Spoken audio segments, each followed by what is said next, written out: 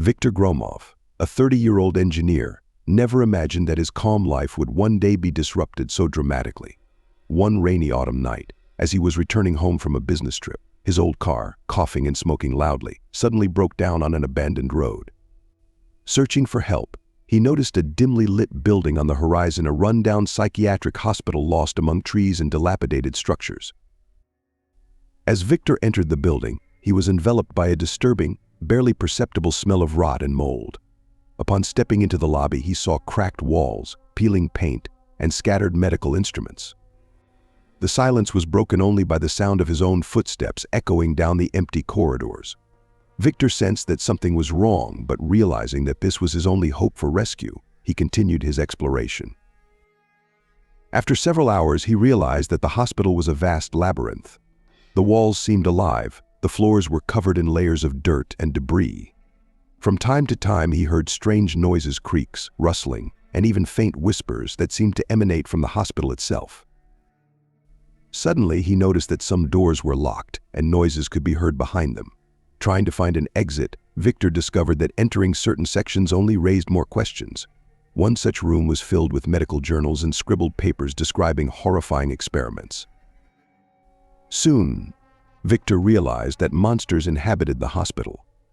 These creatures appeared to be the result of horrific experiments conducted within the walls of this institution. They were physical distortions, deformed faces, twisted limbs, and grotesque manifestations of ugliness.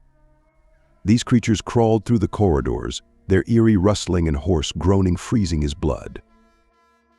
With each step, Viktor understood more and more that the psychiatric hospital was not just an abandoned building, but a place where a real catastrophe had occurred.